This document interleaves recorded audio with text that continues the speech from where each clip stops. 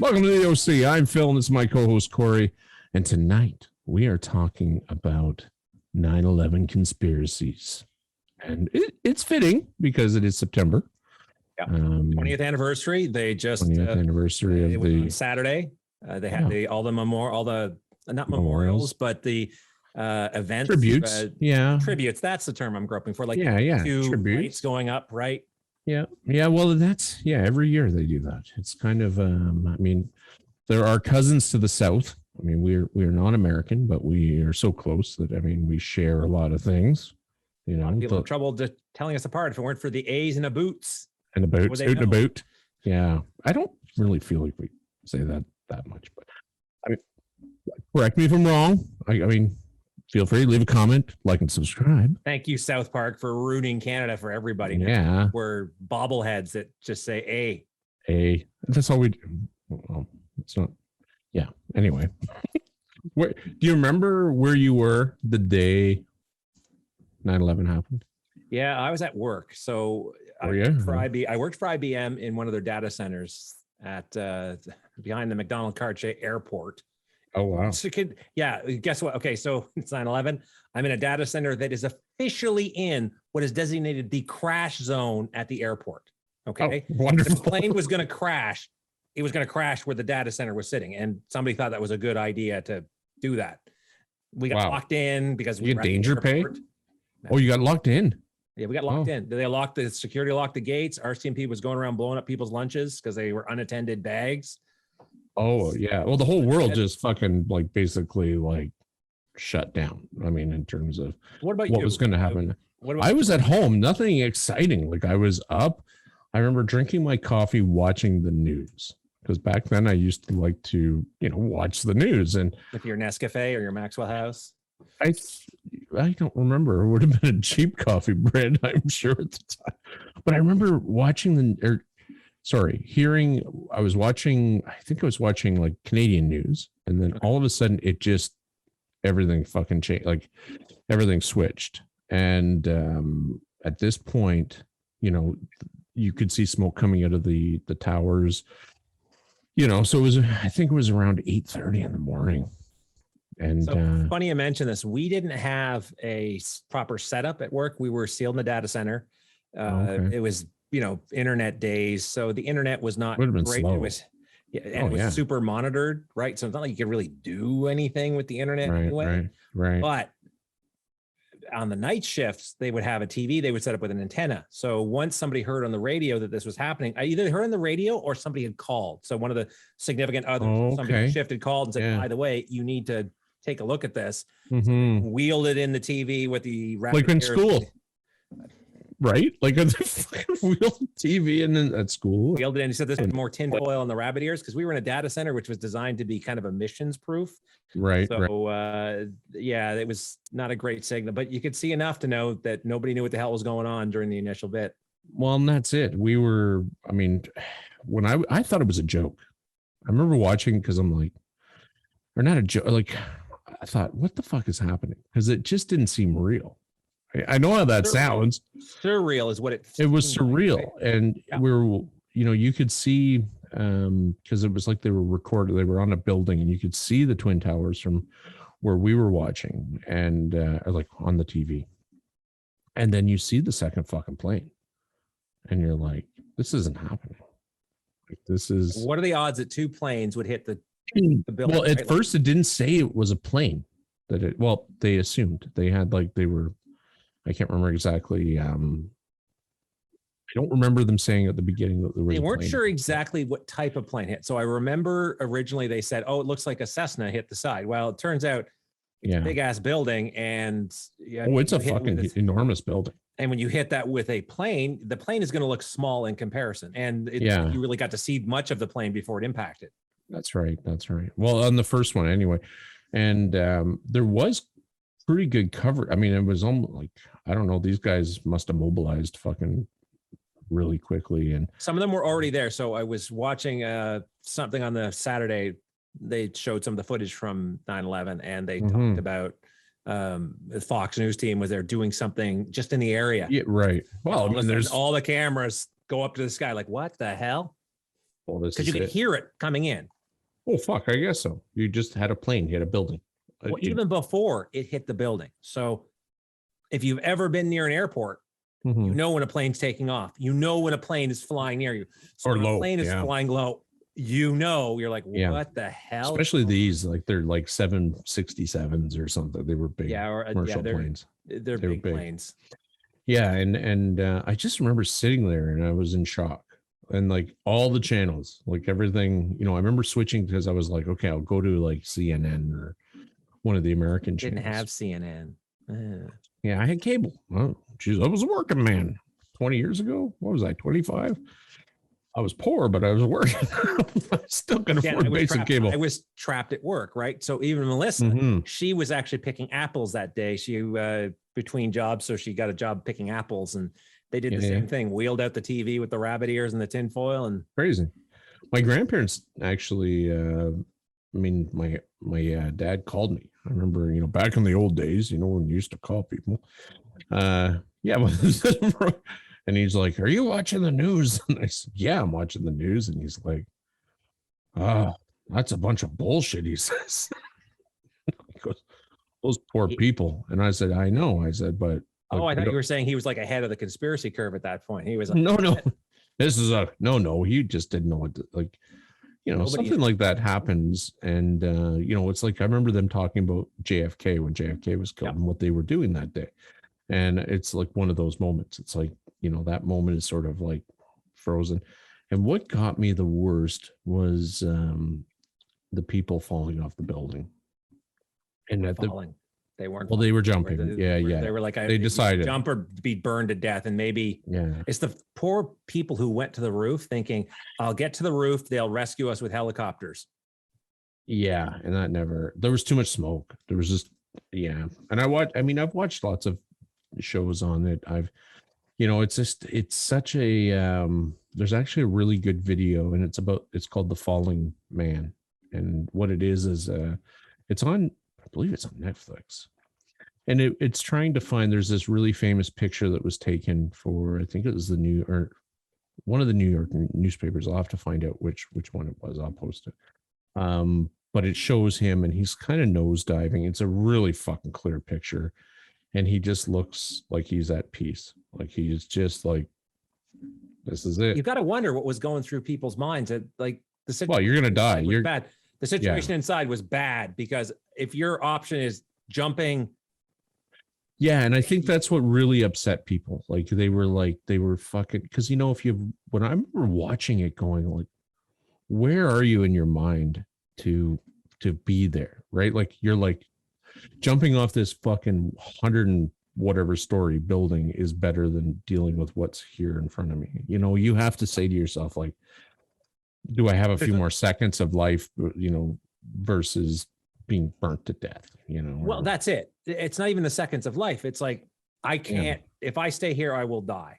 And I'm going to die anyway. I guess I could choose to. It was like a choice, I think. And but I think those people decided their own fate, and I would like to think that if I was put in a similar situation, that you would take an action versus inaction. Maybe. Maybe I wouldn't be brave enough. I don't know. I say maybe you would go off and try and figure out some clever diehard way of getting down. Right. You don't really know how much of this was a choice, how much was a, when I say choice, and I know people are going to be listening going, there's no choice. We understand that, your choice was to burn to death or to jump. And I think that's where people really have the hardest time with that picture and that whole, the whole 9/11 thing was that these people, they didn't have a hero, a way out. Like anything above where that plane basically, that was an inferno at that level. And you hear about the stairwells and all that stuff. Now, some people made it down. What I feel bad is when you hear about people were sent back up. Well, and this was the thing, is that the building itself, this was the big thing. And we'll get into that, obviously. And 9/11 is not just the towers. And that's it's the bulk of it. Yeah. But there were other planes, there was other people, there was other casualties. And because of that, there is a fertile field of conspiracies. Oh my what God. did or didn't happen. And that's what tonight is about, folks. That is, yeah. Now, just a bit of forewarning. We are going to try and show this the respect it deserves, but we're going to be talking about some conspiracies that are kind of out there. And then by the act of the conspiracy even being brought up, Yeah. sort of suggests that, like, well, we had their beliefs that this. We had a comment too about, you know, how we are. I think people have to take into consideration that you and I have known each other since we were like 5 years old, right? Yep. So, you know, and I feel empathy, and I have responded to a couple people that have said, "Well, you take light of things. You guys are laughing and smirking through, you know, an episode." Terrible things. Yeah, but it's gallows humor, folks. You and I have had a dark sense of humor since we were young kids, and when we were together.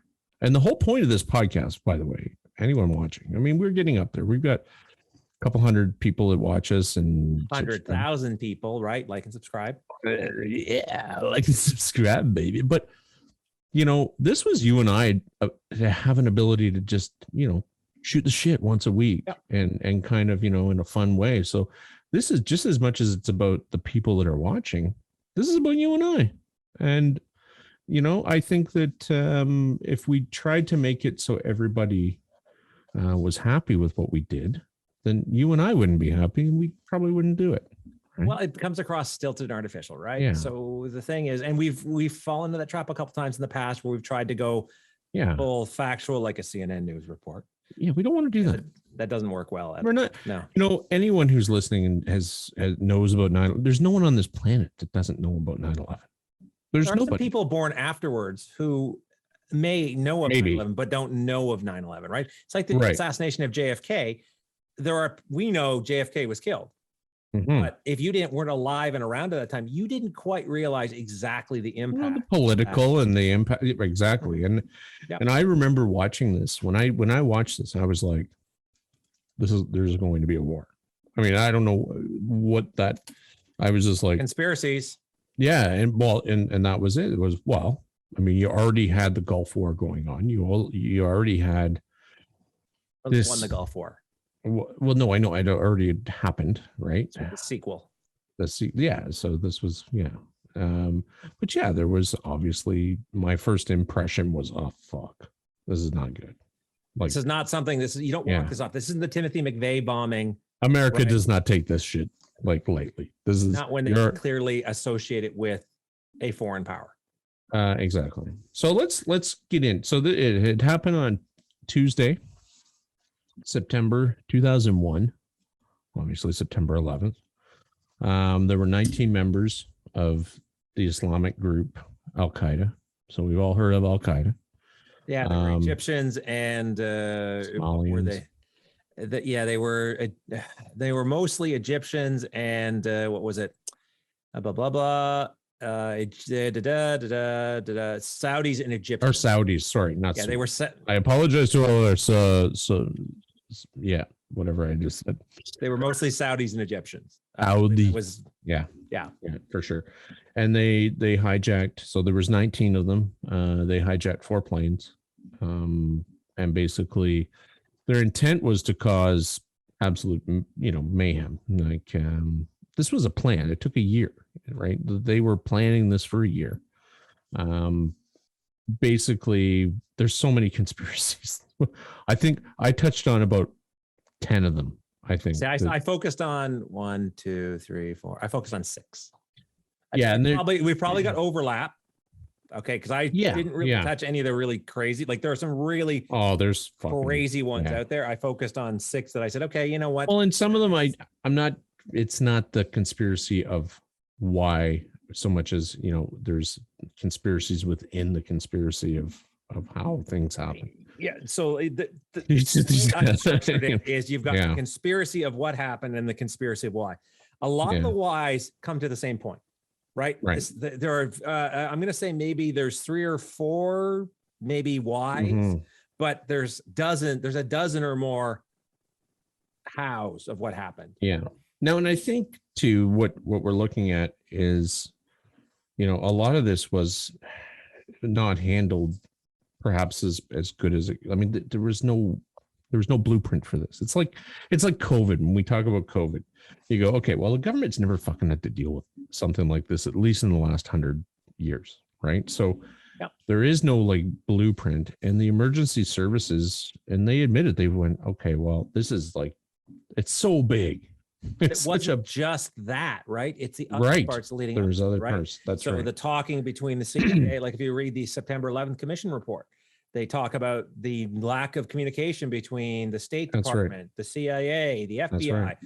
Yeah, some of there was guys, warnings. There was warnings. This was not. Guys came in under their own names, so all you would have had to do is put them on a watch list. Mm-hmm.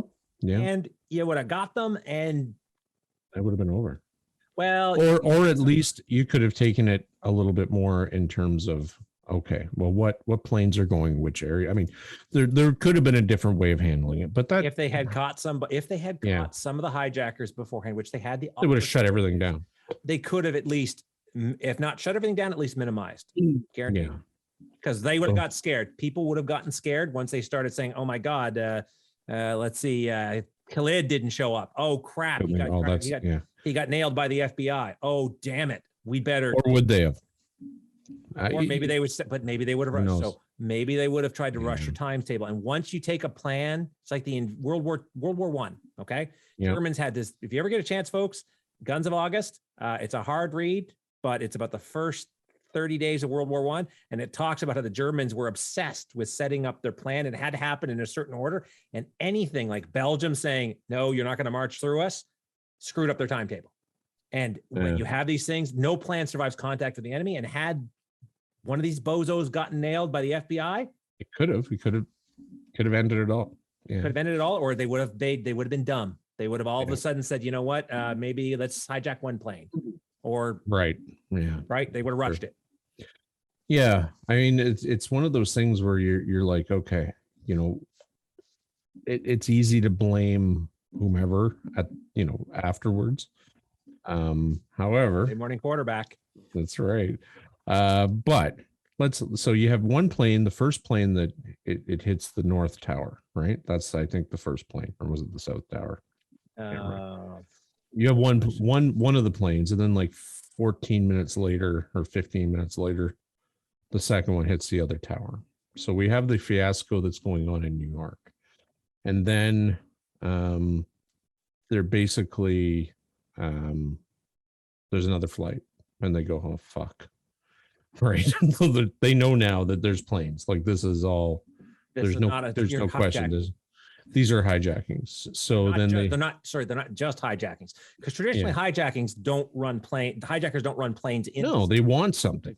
They want something, right? They want you to free their captives in Bolivia. They want $50 million. Absolutely. They want, they have demands. These guys, no demands. They just were like, "We're going to fly planes into buildings." So those are the two, they fly them into. So the third plane, it was heading towards Washington, like they thought maybe the White House, and then it hit the Pentagon.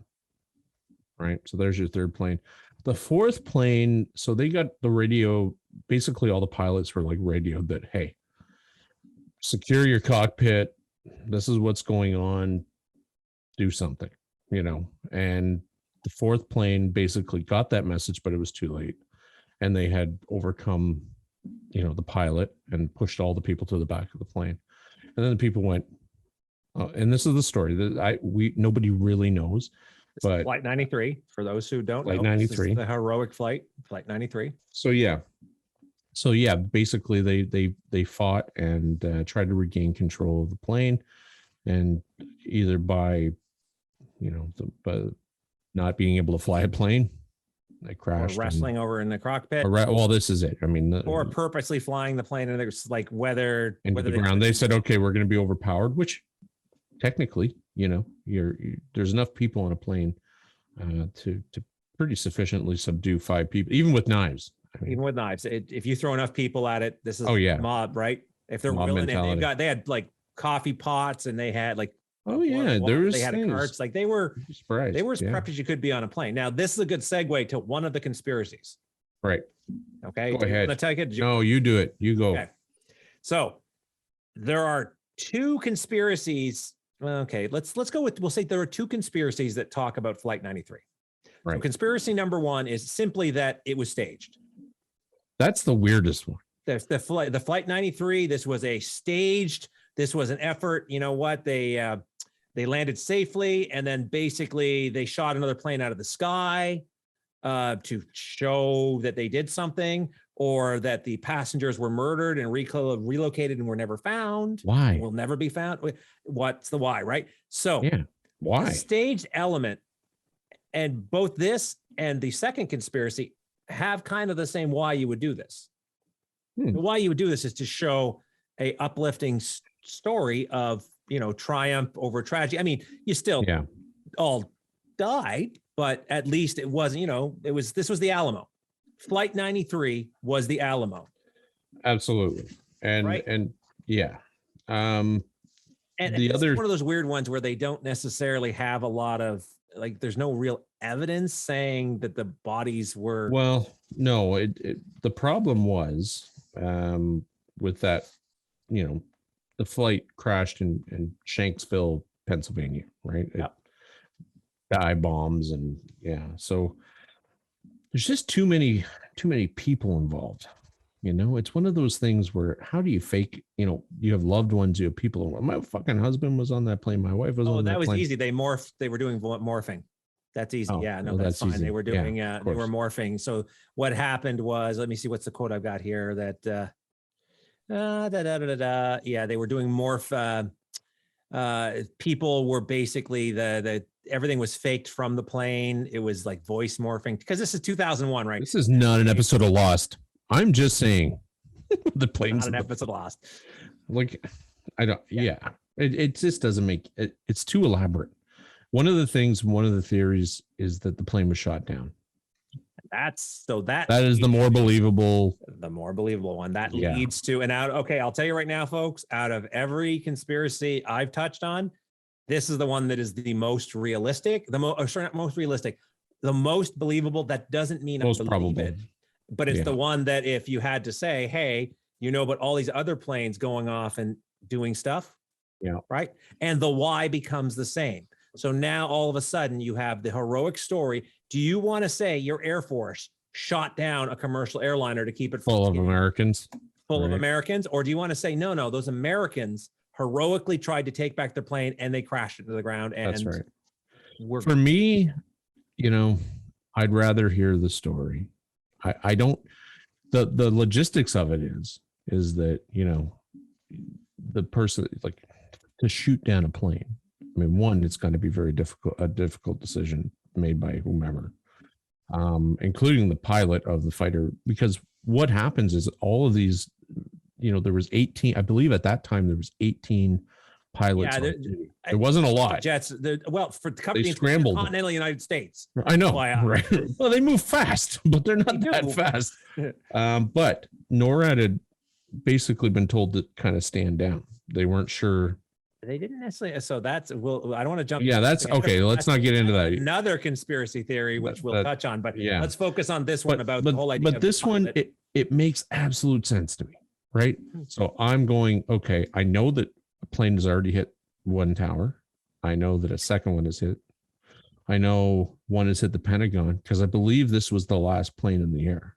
I'm not sure the timeline but I know at least two planes, because they knew two planes had fucking already done something terrible. They knew. And what are the odds? It was not going to land safely. This was not a case of let's land this plane and go to Bolivia. No. Yeah. And one of the things that I read, and you know, is that, you know, to disable the plane, they may have tried to shoot one of the engines out. Which what they would have, like, if you hit it with a heat-seeking missile, right? Yeah. It's going to go to one of the engines, going to take it out, and now the plane is disabled. And if you had a good pilot and the plane's not a exploding fireball wreck, they might be able to land. Unless it blows a wing off. Unless then chances are it's not. So some of the recovery people said that the plane, like pieces of the plane, did not appear to be, there appeared to be some unusual, like some of the pieces. Yeah. So unlike the first conspiracy for Flight 93 about the, it's a big staged and it never happened. Oh, that's unbelievable. Right? Because they have no, there's minimal to no evidence. They talk about one case, the loose change video talks about that. Oh, apparently Flight 93 landed safely in Ohio, but no, it didn't really, because what they and then we find another fucking plane. Like what? And then what? And then this was the mistakes. Like there were mistakes made where it's 93 landed. Oh wait, no, it didn't land. Wait a second, it crashed. So evidence wise, do you want to touch on some of the evidence wise we're dealing with shutdown? Yeah. So there's a couple interesting pieces on it. No, I didn't look into this one all that much. All I know is that when they were examining the pieces of the plane, it looked like there was melted, twisted metal that would be indicative of something like thermite, like a high a missile, like an explosive, right? So, and that's when they now a lot of the samples, it took years for the reports and then nothing really ever went public, right? Yep. So you have to be curious. Now, can you blame a government for shooting down a plane full of its own people? You can't. Would you want to be? But you don't want to be that guy, or that government. Wait, you don't even want to be that government that made that decision. Like, that's a fucking big decision. That's like that's Mr. President. And all of a sudden, you now have made the hard choice of the needs of the many outweigh the needs of the few, right? Or do you make them into heroes?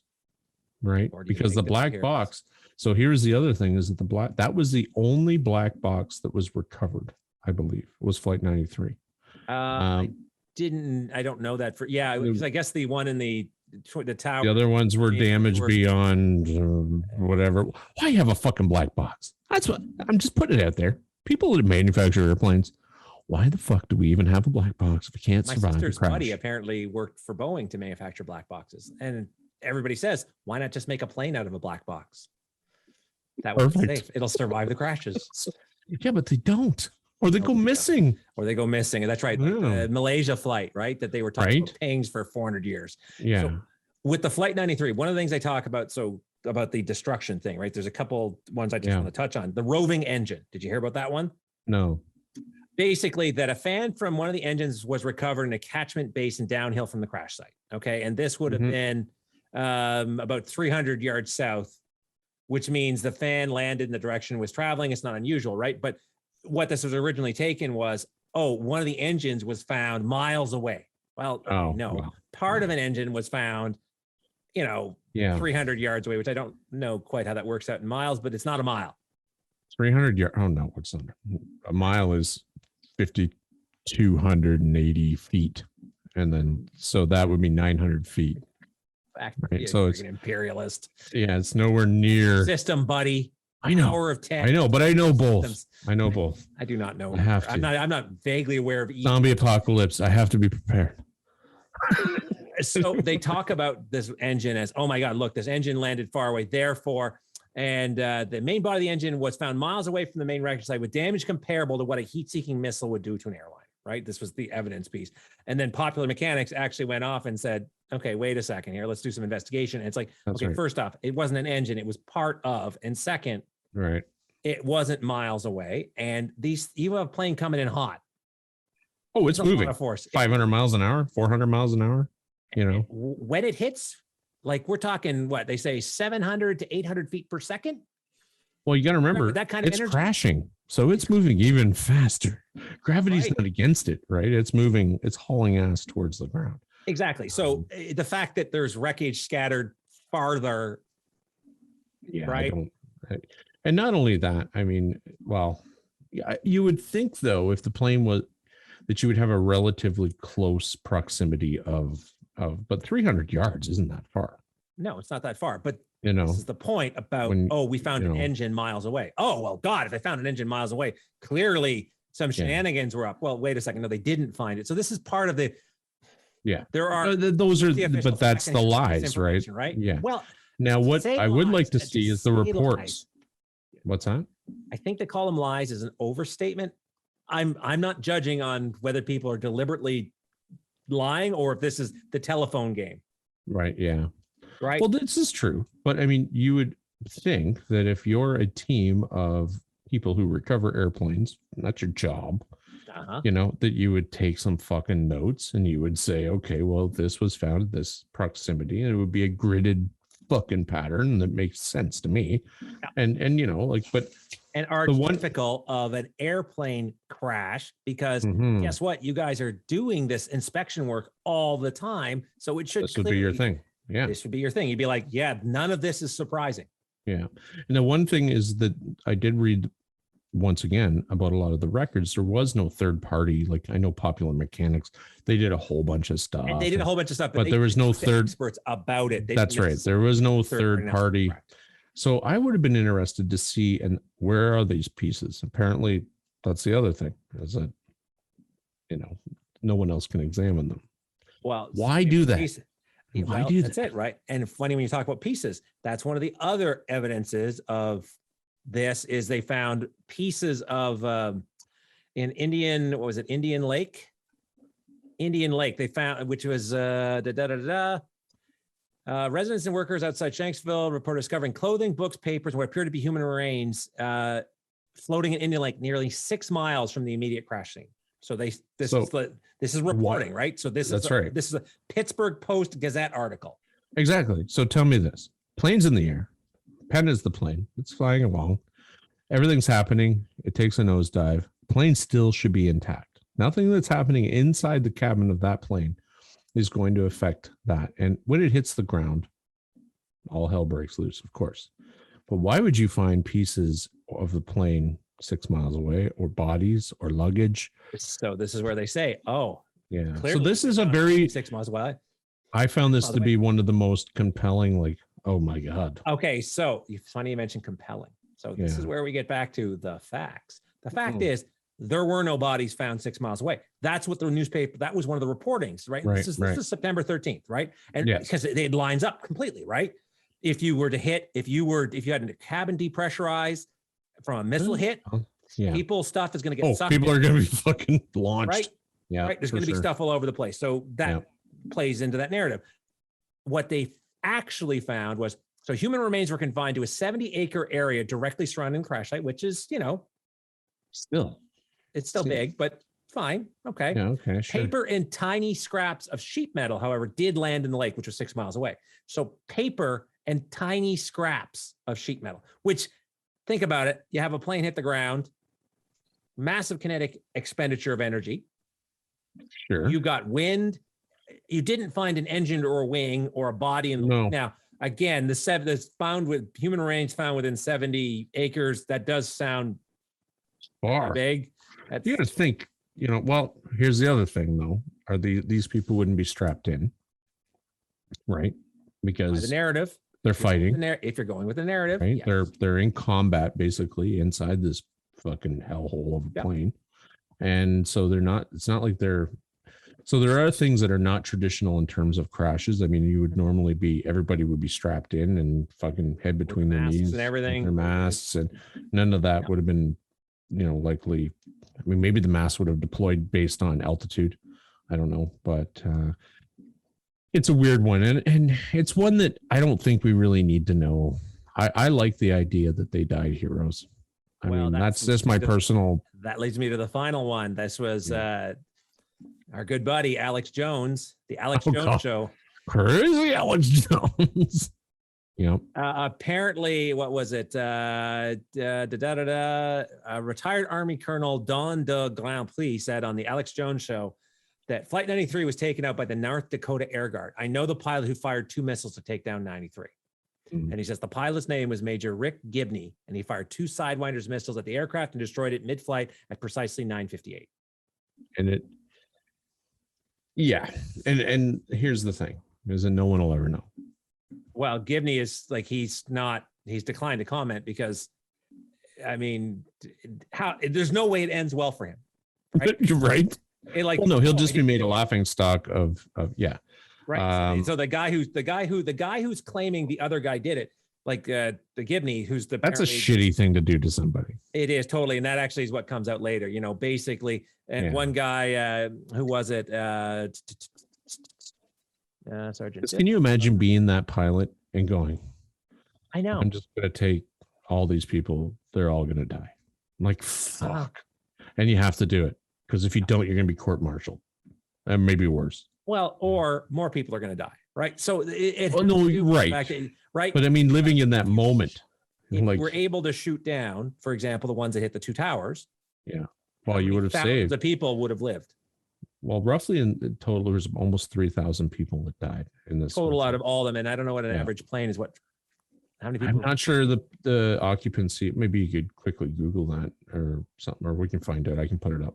Yeah. I would think that, you would have 100. Really loud keyboard. I know you've complained about it in the past. It's a mechanical keyboard. Clickety click, click, click, click, click. Yeah. But yeah, there would have been, my guess is at least 100 people on board. Oh God, knows? Yeah. I mean, and these are big planes, so you're probably looking. Let's be generous and say we're looking at what, 600 people between the 4 planes, maybe.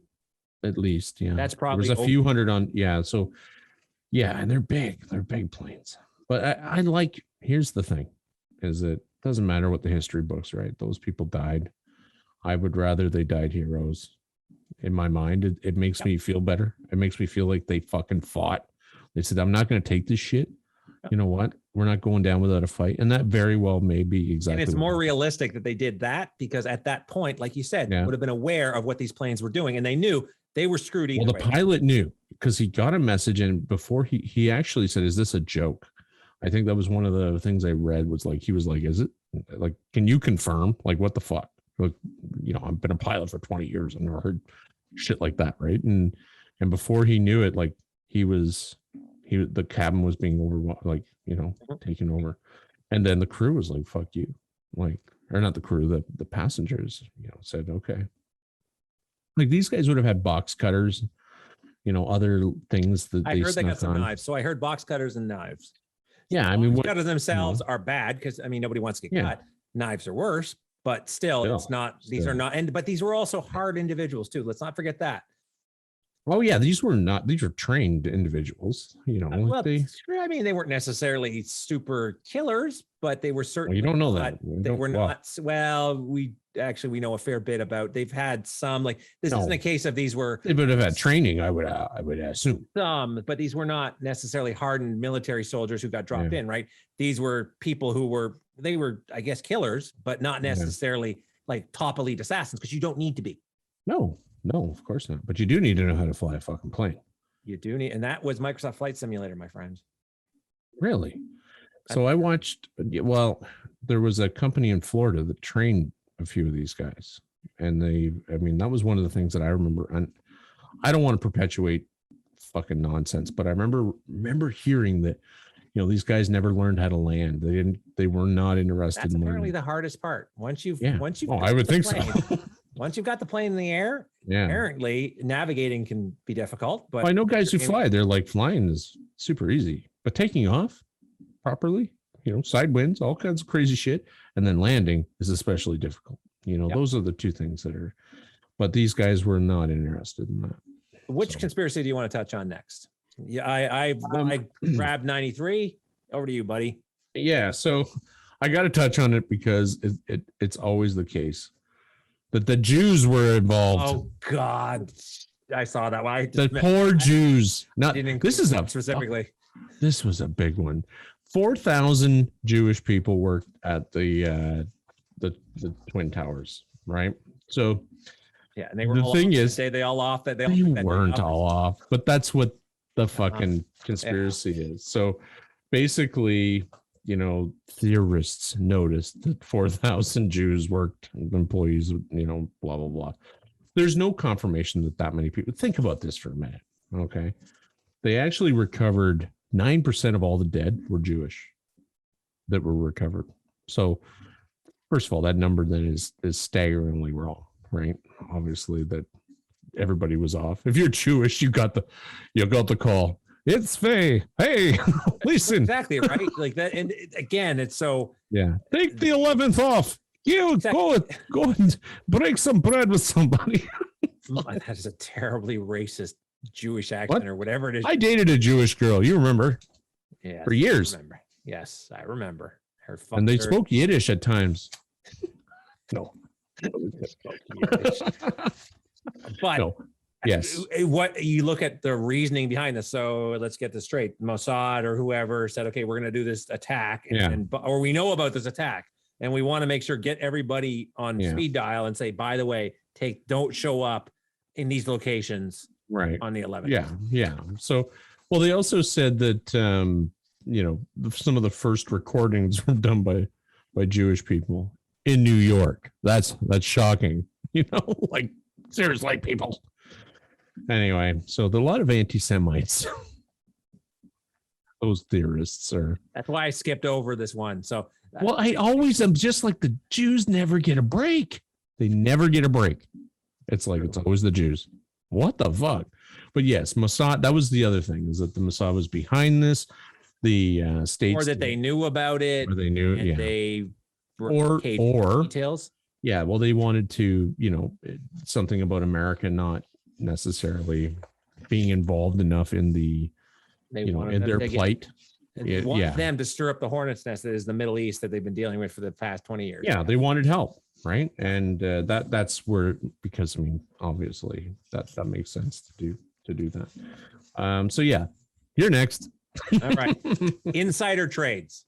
Yeah, I did read about that. So apparently, right before the September 11th attacks, there were extraordinary amount of puts put on United Airlines and American Airlines stocks. And a put is basically that you're betting the stock is going to go down.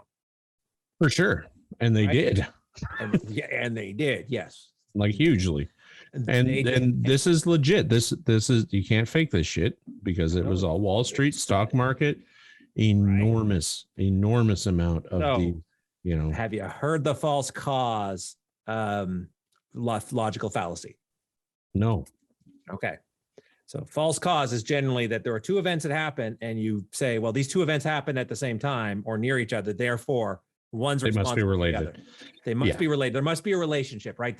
That the number of puts put on American Airlines and United Airlines, well, they did that because 9/11 happened. So therefore, somebody knew 9/11 was going to happen. So they said, hey, let's bet the farm. Yeah. I don't agree with the conspiracy itself. It's a little weak. I mean, but it's based on how it's weak in the sense that you're focused on, like I said, the fact that this happened. Now, not surprisingly, this was taken somewhat seriously, because it turns out when money's involved, all of a sudden, people care, right? Like, maybe we should investigate this. So it all rests on the unusual amount of pre 9/11 trading activity, right? Mm-hmm. Okay, but apparently the bulk of those trades, so for example, the volume of the put options, right, were placed on, what was it, on American Airlines and United, but yet it had no connection, because the U.S. institution responsible for these had no conceivable ties, and by the way, also did the opposite on other airline, which also took tanks. So I know for one, it's reaching. I think you're correlating stocks, and I don't even know how much the stock went down. I mean, well, obviously the stock went down somewhat significantly. Any big events like this will certainly hurt things, right? Oh, absolutely. And I guarantee after 9/11, air travel was not the preferred way to fly. No, I think a lot of people were scared, and I don't blame them. Not just scared. The Patriot Act came in, and all of a sudden, the amount of the Patriot Act. We'll get into that. That ties into other conspiracies. Over to you, Phil. Next one. The planes that hit the Twin Towers didn't actually collapse the Twin Towers. The towers blown up. It was a controlled blast. This one is a weird one, because I've seen a lot of different stuff. So what the official report basically says is that the fuel from these planes, which were holding an enormous amount of jet fuel, right? Because the planes didn't go very far. They still had. No, they were fueled up. They were fueled up, ready to go. They didn't. Like 10,000 gallons, or well, it would be more than it'd be like 30,000 liters, basically, of jet fuel. A lot of jet. It's a fuck ton of jet fuel. For those who don't know metric, it's a lot of jet fuel. In metric, yeah, it's 3 times what there's, or almost 4 liters in a gallon. So how many hectares? That's land. That's math. That's not the same thing. Which is funny. We use acres, even though we're yeah, right. Anyway, Yeah, I know. So basically, what they think is that the official report is that this fuel poured down into the elevator shafts, etc., and basically lit and became so hot that it actually destroyed the structural integrity of the building. I mean, that is basically, and it melted the steel.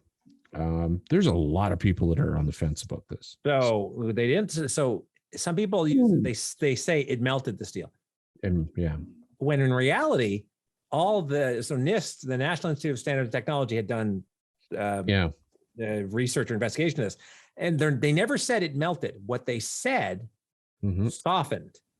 So it weakened the steel. Yeah, it softened it, right? So melt implies, you got molten slag running down and it's horrible. Which, by the way, with this thing, with what you're talking about, it couldn't have happened because jet fuel couldn't possibly have generated enough heat.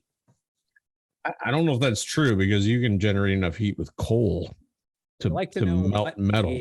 What the temperature, the combustion temperature of kerosene is at a max burn. Well, jet fuel is like super high octane. I couldn't even 2093 degrees Celsius. Yeah, which is more than enough to make redden fucking steel. You know what the melting point of steel is? 1500. Yeah. So but here's the other thing, is that there was a number of accounts based on just eyewitnesses that there was like a sound like detonations. Boom, boom, boom. That's what they talk about. Yeah. One of the explanations for that is that it's actually the floors collapsing on one another as they drop. Right. So there's that. Well, so when you talk about the bomb thing, they talk about this study in, what was it, in University of Copenhagen's Department of Chemistry, the thermite residue found on some of the stuff. Yeah.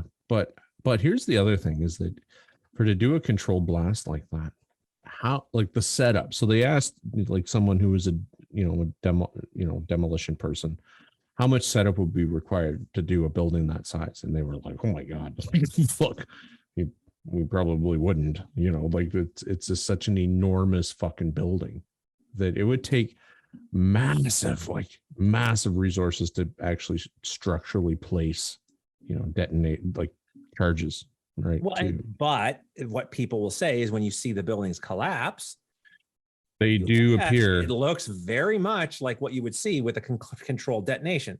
Correct. And it does. The counterpoint to that is you have a softened superstructure. That's right. That is essentially collapsing in on itself. Right. So once that superstructure all turned to, Play-Doh, it's a lot of people swaying, it's going down. Don't realize that below the ground, this building is huge. So it also is like 20 stories below it. Oh, is that yeah, it was something like, there's wow.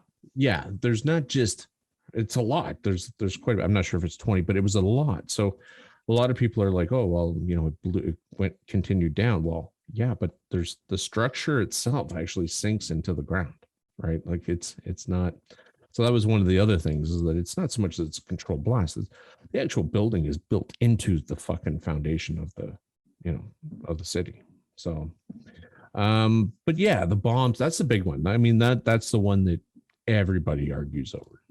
Well, because of the nature of it. And again, like they talk about the thermite. And then, of course, like you said, the experts said, okay, well, first up, the amount of thermite you would need to bring down a building, like it's not like you're blowing two buildings. Two. To bring down two buildings, the amount of thermite you would need would be insane. And not just that. You wouldn't be finding minute particles of it. It would be everywhere. It would be, well, yeah. And you would also get a blowout, right? Like, anyway, it's not something that I'm an expert at. I don't claim to be. However, the experts were like, yeah, man, like it's a lot of setup. And how do you do that with thousands and thousands of people that work there at night? Like, at night, just like the 1,000 cleaning staff alone that work there, security, countless security, countless. I believe there was a bar. There's bars in there. There's restaurants. I mean, it's an enormous. It's like a fucking city unto itself. And as we Yeah. saw with Watergate, they can't even break into an office without Obviously. causing a problem, but they can rig up. Yeah, I mean, it's too Again, technical. It's I too think technical. I think it's too technical, and technical. it's the evidence. The fucking planes hit the building. So tell me this. Okay. If I was just going to blow up the building, why would I go through the trouble of getting fucking planes? What, just to make it look good? This is the why. This is the why, right? You're doing it to show these terrorist baddies from a country that you don't like or something you're not caring about. They admitted to it. Yeah, Bin Laden goes, but you can't trust a terrorist. You can't trust a terrorist. They're doing it. Think about it. How many terrorism acts are admitted to saying, yeah, that was us? We didn't do anything. We'll get credit for it. Sure. He was pretty serious about it, though. He seemed pretty legit. And there's a bunch of trails that seem to lead.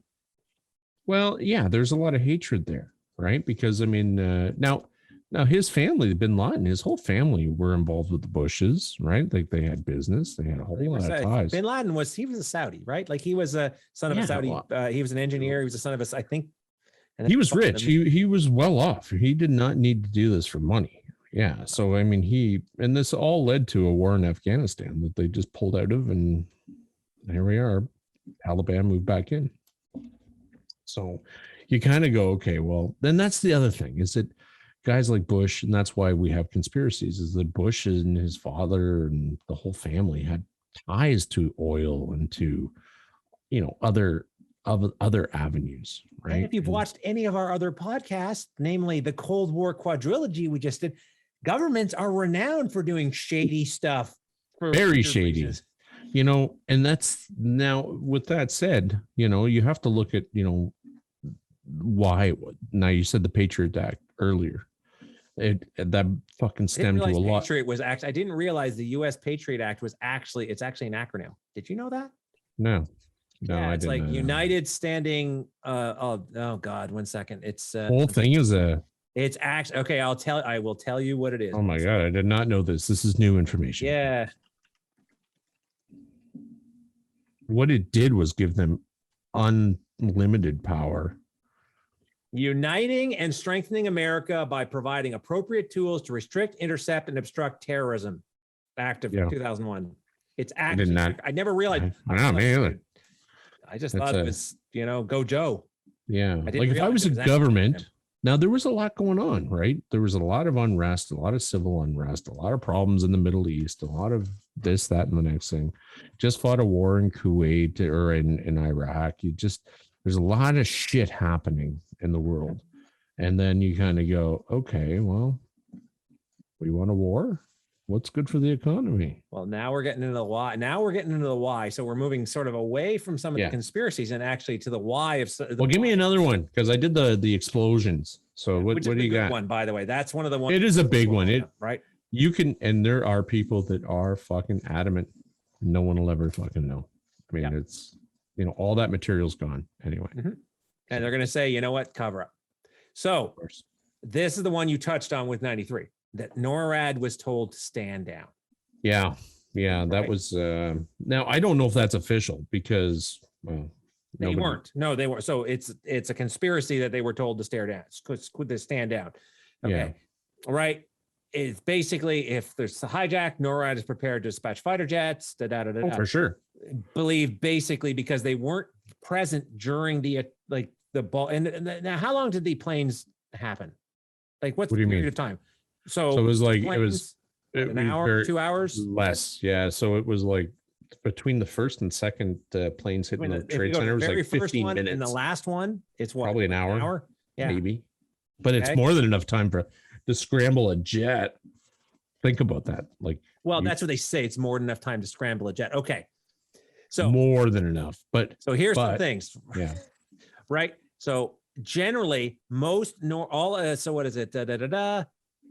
All other NORAD interceptors were limited to offshore air defense identification zones. So the ADIZs. And until 9/11, there were no domestic AD. So basically, these air defense identification zones were offshore, right? That's one. Two, the longest warning one received the hijacking was some 8 minutes from American Airlines Flight 11, the first hijacked flight. Okay. Basically, the FIA alerted NORAD to the hijacked flight at just about the same time it was crashing the World Trade Center South Tower. Right. And then the FAA notified NORAD of the missing, not hijacked flight 77 3 minutes before it struck the Pentagon. Right. And they knew nothing about the apparently, again, if you're into the conspiracies, apparently they knew nothing about the hijacking of Flight 93 until 3 minutes after it crashed. Yeah, which that doesn't make any sense because they knew that there was a communication, right? Obviously, there had to be some sort of communication. Well, you say communication. So, okay, get this.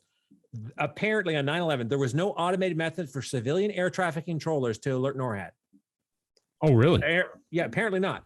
A passenger jet had not been hijacked in the U.S. since 1979 prior to 9/11. They literally had to pick up the phone and call NORAD. Jesus. What did they put on hold? What are you going to do? Like, Who the fuck would you? Who would you even call? I guess they have a number for NORAD they can call. They must have a NORAD number. I mean, I'm sure there's a problem. Oh, we have a NORAD here. I mean, we did. I mean, well, I guess it's still here, but I'm sure there's a process and a number, but it'd be like, okay, we haven't had a hijacking since 1979.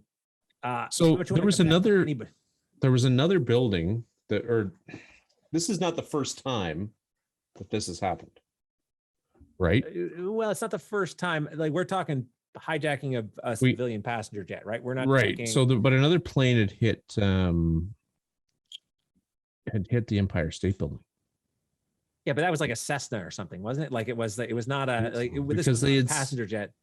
Well, yeah, I don't know, but I remember reading about that.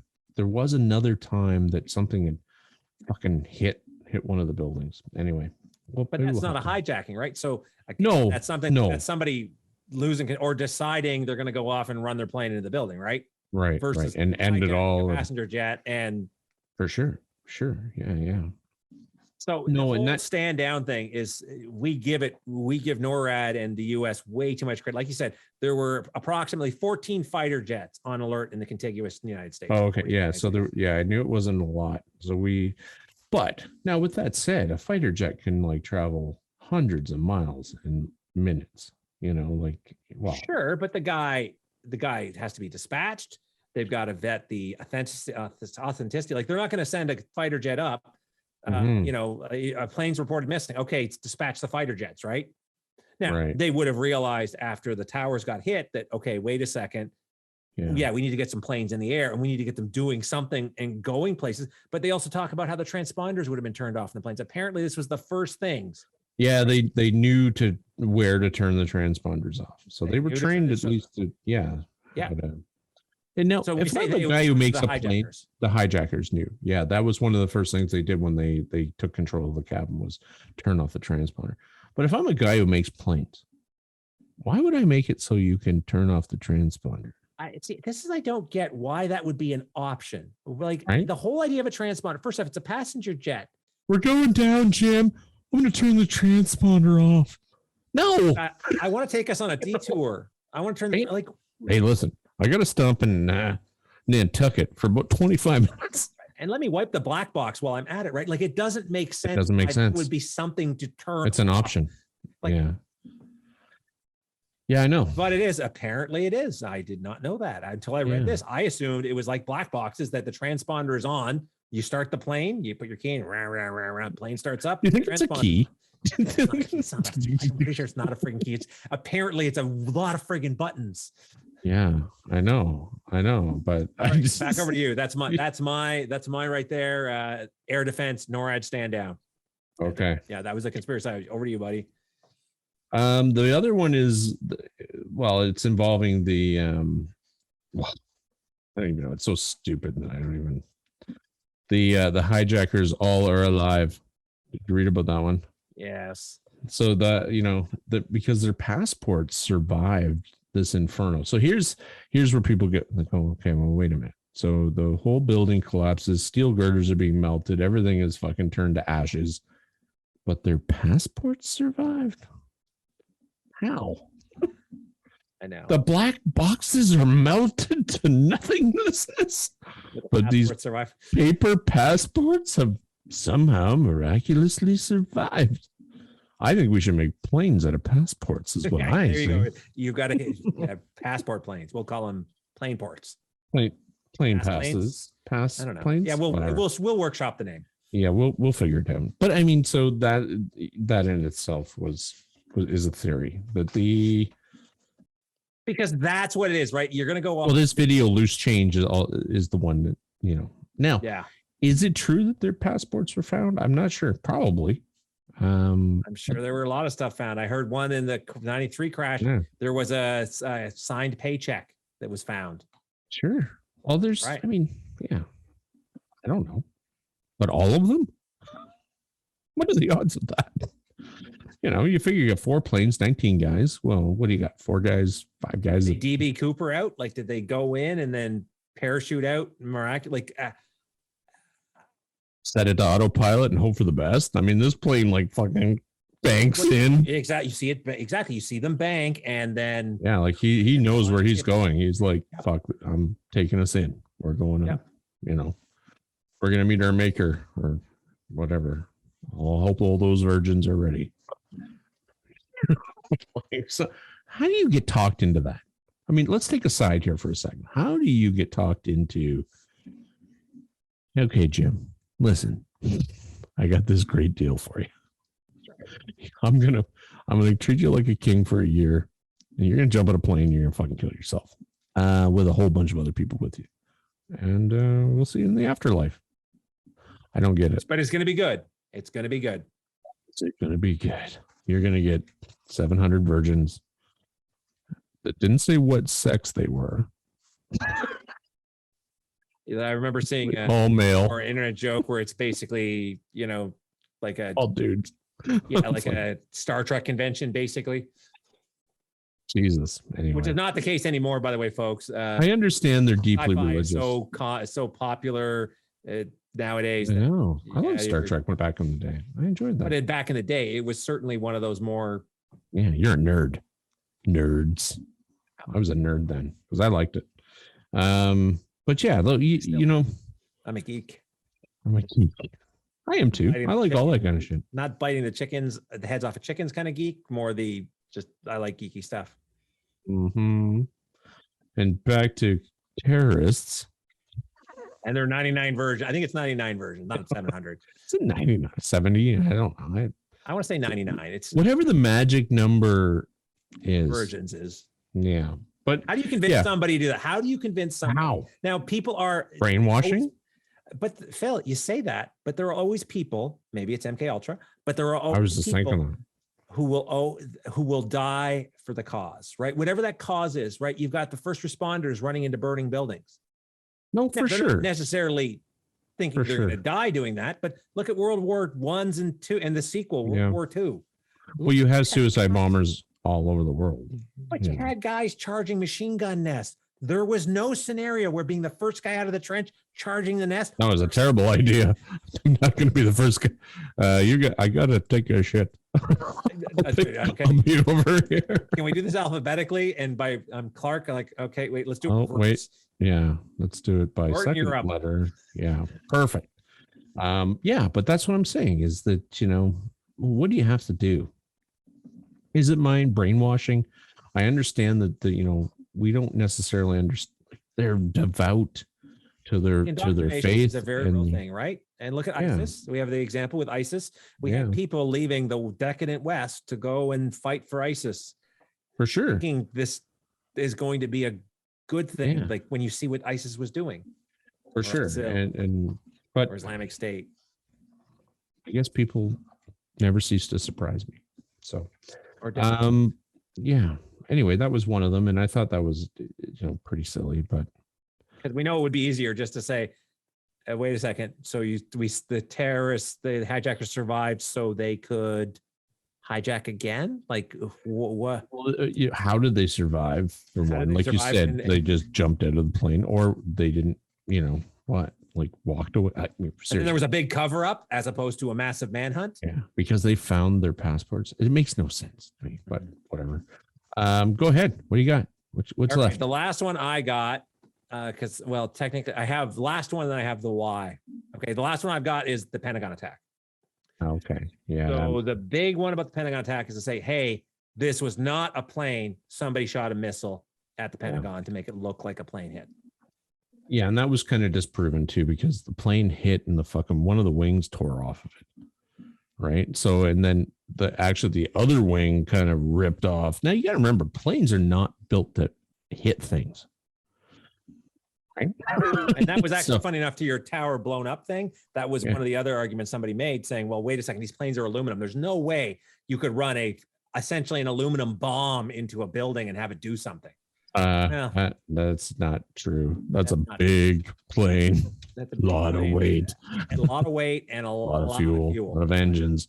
But moving. That's what they were saying about the Pentagon, saying, okay, okay, first off, it conveniently hit the one area of the Pentagon that had recently had nobody in it and was recently renovated. Well, it had nobody in it because it was recently renovated. It's been apparently being renovated since like the 80s. So this was not. Well, it never been upgraded, right? So that was one of the other things I read. Like, it had never been upgraded. So they're like, okay, it was designed to be, kind of a fortified area, but it wouldn't have held up to any kind of modern day attacks. But all these fucking conspiracy people are like, it was a missile. It was a missile. And they were saying, well, because the hole's too small, because what they figure is like the Bugs Bunny cartoon or the Roadrunner cartoon, where you've got the perfectly shaped coyote shaped hole that, well, it's like the size of a fuselage or something. That's right. It's not the full, it's not like this cut out of a plane going through. No. Yeah. No, your wing stopped. One hit the ground. Like, so basically it banked, and I'd never seen any footage of it, and neither did anyone else. So I'm pretty sure. Well, and they're apparently okay, what is it? On May 16th, 2006, 5 years after the fact, the government released the Pentagon security camera footage to the organization, to Judicial Watch, which was one of the organizations that filed a Freedom of Information Act request. People love doing this in the States. The image of American Airlines Flight 77, which appears in the video, has been described as a white blob, a white streak, a thin white blur by the Associated Press, and a silver speck low to the ground in the Washington Post. A sequence of 5 frames from one of the videos already appeared in the media in 2002. And basically they say, well, this video doesn't answer our question. You're showing, a white blob that would be moving pretty quick. Like, yeah. It's a Bigfoot. It's basically a Bigfoot video is what they're saying. They're saying, get me started. Bigfoot had nothing to do with this. God damn. No, we have not proven his passport was not found. True. So it may have survived the crash. It may have. Fucking Bigfoot did it again. So that was the Pentagon was a missile hit and not an airplane. And it was a big false flag to show, look, Pentagon got hit. Yes.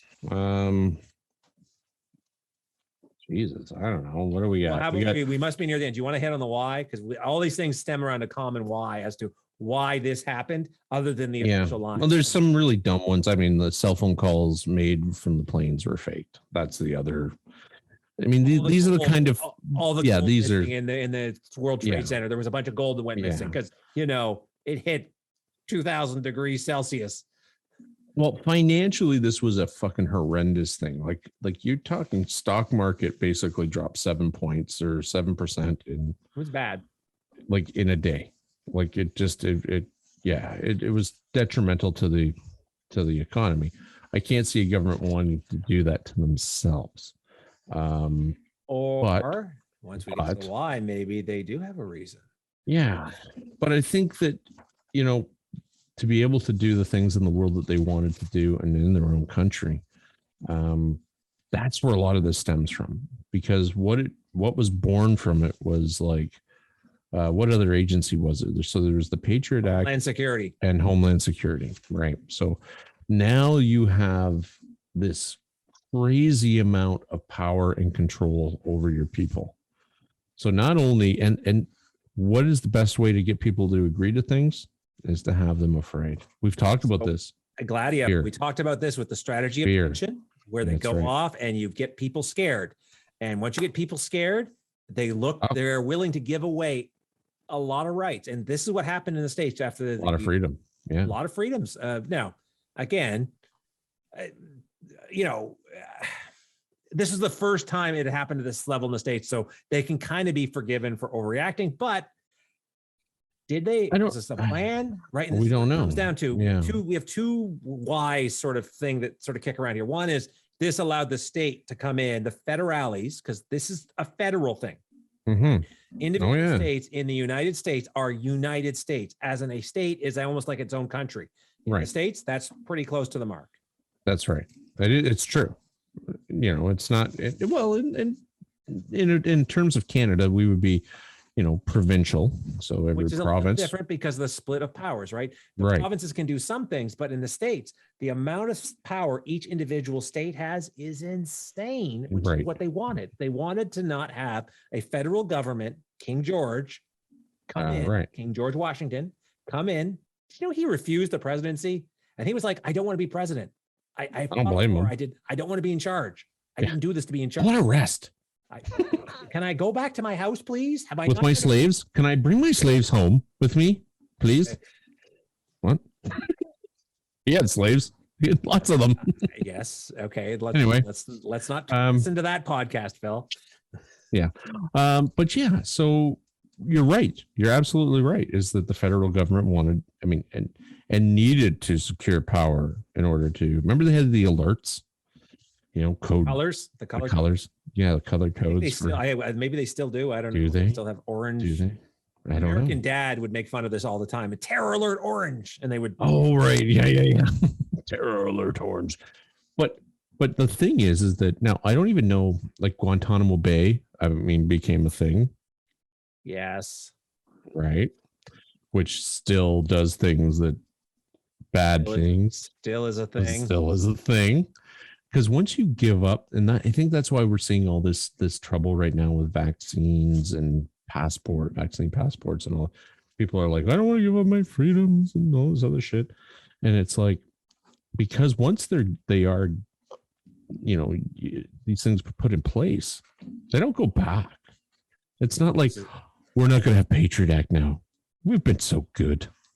Exactly. We'll revoke it, right? It's the same thing. Whenever you see, it's like taxes. Once a tax gets put in, there's a good chance it's not going to get. Now it has happened. I mean, you've seen that with the last administration in the States. Here, remember the conservatives promised they would reduce the GST, right? And they did, which was maybe not the greatest move because we really could have used the money in a country level right now, but it probably would have got wasted anyway. We still have probably surpluses of money. But it's that power element, right? So once you if you can convince people to give stuff up, there's no sense in saying you need to give it back. And this involves an awful lot of that. Yeah. Now that's where I think a lot of these stem from. You have this, well, we have to find the terrorists. We're going to check everybody just in case. Right. We're going to do mass market surveillance. We're going to tap all your phone. We're going to do all sorts of stuff that had this happened 10 years before, you would have said, what the hell? Bank accounts. We can freeze your assets, freeze your bank accounts. We can look at everything. Watch lists just because we want to watch. Like, you know what? Oh, you searched something in a library? That was a big thing. Library searches. So you had, you know, potential people that, you know, were. I mean, you got a copy of the Koran, obviously. Oh my God! You know, wait a minute. What the white doing with a copy of the Koran? Yeah, who knows, right? You're an extremist and radicalized. Copy of the Koran. How to butcher animals. How to fly a plane. Flight simulator. It's got Microsoft Flight Simulator. Yeah. Microsoft Flight Simulator, a copy of the Quran, and a you know a knife. Yeah, exactly. A big knife. And a big knife. And lots of knives. Yeah. Oh, lots of box cutters. Fuck. Yeah. Anyway, but that's what I'm saying is that you're flagged. I mean, does every country do it? Probably to some degree. Groups, right? You have to eat. But I'll tell you right now, you don't want to be a fucking terrorist in the United States of America or a suspected terrorist. Unless you're domestic. So the good news, and even then, you can go to Guantanamo Bay, my friend. Well, you said that, right? But we talked about our stay behind operations, Gladio. I am sure there are probably more than one or two civilian militias that are. The government has said, hey, you know what? It's probably a good idea to have you around. Well, this is it. But, you know, I think that's where all this stems from. Is it okay? Now rights and freedoms are being stepped on. Mm-hmm. Right. overreach. Now, there's so that's one of the big ones. Mhm. The federal government wanted more power, but the big elephant in the room. Well, So Afghanistan. we want to go into the Middle East. We need an excuse to go. And so this was one of the few times, I think the only time, Article 5 of the NATO was enacted. Oh, really? I don't. Yep.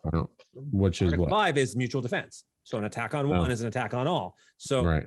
the U.S. used Article 5 of the For everybody to go into Afghanistan. because they had a clear line to Afghanistan.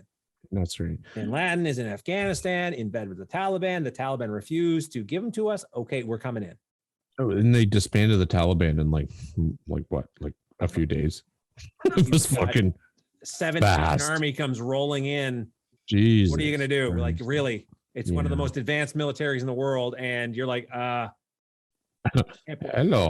That's right. Okay, we're going to leave then. Fine. We're going to the hills. We'll see you later. We'll see you in 20 years. Iraq was a little different. Iraq was not on Article 5. No, but they didn't. Did they need NATO in there? Did they need us? That's the question. It gives legitimacy. Whenever you're able to invoke stuff like Article 5, it gives legitimacy for doing stuff. Once you can't do it, you're like, okay, are you finishing up Dad's war? Are you dealing with Saddam Hussein, who you hate very much? What are you doing, right? So this was, and the whole idea that George Bush was in trouble, like politically. So it helped to pull him out of, a war helps. His what is it? 10 days after the attack, Gallup reported a 40-point spike in Bush's approval ratings to an unprecedented 90%. Without this mandate, it's unlikely Bush would be able to push America into wars in Iraq, Afghanistan, or drive through the various, it says repressive laws like the Patriot Act. It's a little biased what I'm reading, but still. Yeah, but it's true. Like the one thing that, Bin Laden was, hired basically by the United States to do his dirty work, right? Now we're diving into something else. This is the whole idea that America tends to create its own worst enemies, whether it's on purpose or accidentally. That's right. They funded the Mujahideen, right? The CIA worked with the Mujahideen. That's the stingers. The CIA, once they started giving stingers to the plucky freedom fighters in Afghanistan, Russia was like, damn it, now our $1 million+ choppers are getting shot down. Great. Perfect. Yeah. Yeah, great. Well, now we're screwed. Yeah. Well, and then what happened was that Bin Laden was basically told, okay, well, we're done with you now. You've done what you. Or was he? Or was he? And then he went, well, fuck you then. I mean, as the story goes, right? As the story goes. So we're talking the narrative. We're talking the narrative that was put out that he was upset with the West, despite essentially the West apparently helping liberate Afghanistan. And he was rich, by the way. I'm not defending this man, but yeah. Well, have you watched Rambo 3? No. Yeah, I've only seen 1 and 2. I can't do it. Stallone partners up with the Mujahideen. There's actually, I don't know if this new versions of it still have it, but at one point they would say to our friends, the loyal, blah, blah, blah, the Mujahideen, which essentially, oops. Plucky resistance, as you call them. Plucky resistance. But now, and you look at this and you go, okay, well, 9/11, the 20-year, anniversary of the date, and like literally, what, 2 weeks before the date, the military pulls out after 20 years. It's crazy. It's kind of one of those things where you go, what the fuck? 20 years of what? 20 years of what? And you know what? Biden, it sucks that he pulled out, but what was he going to do? Stay in there for another 20 years? And he I get pulled that. the trigger on this. Well, for sure. Like, I just completed what the previous administration started. Well, no, that was part of his platform. Trump is like, I'm going to take everybody out of there. Now, and Trump's platform was basically America first. So let's stop fighting overseas and let's pull back. And essentially, like South Korea, for example, was like, please don't leave. Taiwan is like, please don't screw us over. Germany was like, what are you doing? Please don't. Well, and this is, but you know what? Maybe it's time to stop meddling in the affairs of. Unfortunately, so if the U.S. didn't put themselves in the position they're in with massive army, who do you think? So Who do you think is stepping in now in Afghanistan now that the Americans aren't there? Well, the Russians will be doing something. Oh, no. China is going in saying, hey, we're going to we're going to partner up with you guys. And you know what? We'll help you out. We got money, military. No, well, the Russians were selling them fucking guns and all the sorts of state-of-the-art bang-bangs and saying, okay, well, here you go.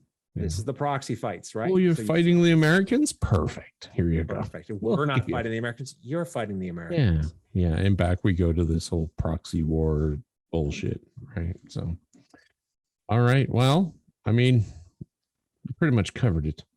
Yeah, I don't even know how we would summarize. There are a lot of theories about there, and they stem around the fact that what exactly happened and the why exactly happened. And you can go down this rabbit hole. I mean, what is the official report? It's like hundreds and hundreds. The 9/11, the September 11th commission. The commission. Report. Yeah, it's big.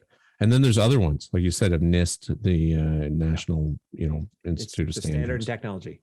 Yeah. So, there's that report. I mean, and then there was recently some stuff declassified actually on the 20th anniversary. Now I don't remember it being it was nothing super exciting. It was like FBI released a newly classified 16-page document related to logistical support provided to 2 of the Saudi hijackers in the run up to the September 11th, 2001 terrorist attacks. Yeah. Describes the context. So it shows this was the stuff they had beforehand that they talked amongst themselves. And honestly, we're giving people way too much credit to make conspiracies out of this. It's I think it's a disservice to the men and women who gave their lives to basically, help. You've got firefighters, paramedics, police, you've got, search and I mean, you've got so many people, and so many people got sick after the fact from all of the fumes and the gases and it's just another rabbit hole you can go down that it's huge. There was, exactly. That people got sick, very sick. And first responders were some of the first ones to obviously get terribly sick. But man, it's just a fucking disheartening situation. And I hope we never have to see another one of these in our lifetime anyway, or anyone's lifetime. But I mean, particularly my lifetime, because once I'm dead, I mean, seriously, guys can blow the shit out of this place. I don't care. I'll be dead. Spoken like a man with kids. I don't care if you blow up the shit out of this place. No, I do. You sit back and you go, how are my kids going to be? How are their kids going to, what's going to happen? And you just don't know. You kind of just. No, but honestly, the wheel turns. The wheel turns. Like World War I, World War II were terrible events. For sure. The War of 18. Like you start looking back and all. We're overdue, unfortunately. That's well, the next cleansing of. Got our pandemic, so we've got that, and we've got extreme weather. It's very slow in comparison to wars. True. Here, it's very slow here. Well, what is it? What are we up to? 4 million in 2 years? That's not great numbers for even by war standards. No, but I want to say it's still negative population growth. Maybe not. Like, what's I don't think the population is increasing by. The death rate is what? 1 point something, 1.2 for death rate. I mean, they say it's 2%, but I don't think that's the actual number. A lot of it's old people that are dying. I mean, you have I don't know the statistics because I don't really care. I don't want to look at it. I don't want to know. I don't want to know all the people that are dying. I don't want to know. But it's not enough to make a dent in population. Annual births by region. Oh my jeebus. Okay, yeah, we're talking 140 million per year. For sure. Per year. Well, and even then, that number is probably skewed because in 2015 there were approximately 140 million births. Okay, so 4 million. We gotta slow the foot down. We're running out of fucking Earth. Jesus Christ. And that number is skewed because not everybody has medical facilities and they give birth. Half the world's population give birth at home, in their village. And don't forget, birth does not mean population increase. Birth means person was born. Did that person survive to even adolescence?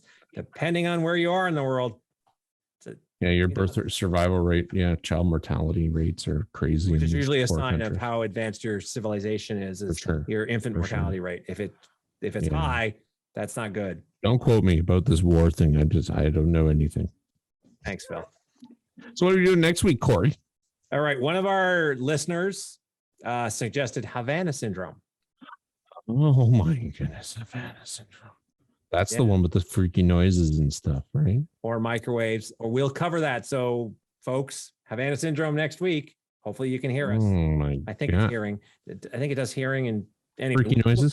We'll touch on it, and we'll dive into it because it's interesting because it's also fairly current with the last couple of years. Okay, good. All right. Well, once again, thank you very much for listening to the OC. I'm Phil. This is my co-host Corey, and next week we will be talking about Havana syndrome and whatever else we want to kind of talk about. But yeah, thanks for listening. Have a good night. Take care, folks.